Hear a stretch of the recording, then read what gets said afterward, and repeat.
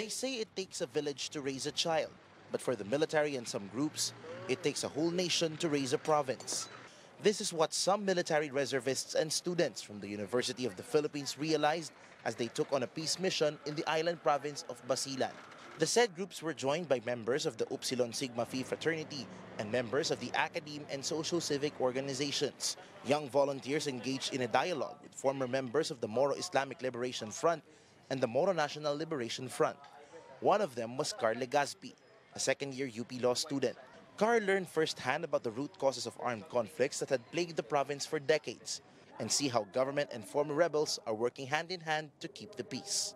And I think it's a good experience for us as students and as part of the youth and as a member of a socio-civic organization to be able to see firsthand the efforts between the government and the former rebels. Joint Task Force Sulu Commander Brigadier General Fernando Reyes said, from former foes, members of the MILF and MNLF in Basilan's communities are now allies in the continuing battle against insurgents still holed up in the region. They help us watch out for any intruders like mga ISIS-inspired na terrorists na pag may dumapo dyan sa kanilang lugar, pinagbibigay nila, alam nila sa amin. Local government units also participated in efforts such as programs against violence and extremism or peace projects to help surrendering members of the Abu Sayyaf and other armed groups reintegrate into society. It is this peace that they want to keep so that people can appreciate Basilan's hidden treasures, such as beaches in Langas Island and Malamawi.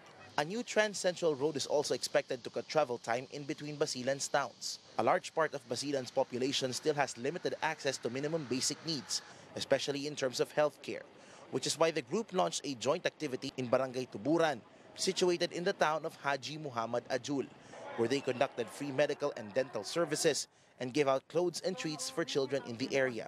Brigadier General Peter Suchanko, commander of the AFP Reserve Command's 1st Technical Administrative Services Brigade, says, while peace missions have done so much, more volunteers and programs are needed to bring essential services to far-flung areas in the province. Officials say Basilan is poised for development once security threats are removed. With or without our help, they can come here, they can open their network, they can open their resources to help these people out of poverty, which they have been suffering for a long time already. For the past 3 years, it's a painstaking effort ng hindi lang ng military but even the local government unit. Malaki ng pinagbago ng Basilan and marami siyang potential, especially for tourism. For many, Basilan is a place considered horrible because of its troubled past.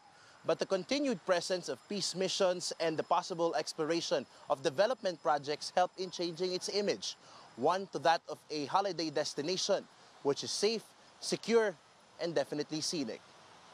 In Basilan, Paulo Barcelon, CNN Philippines.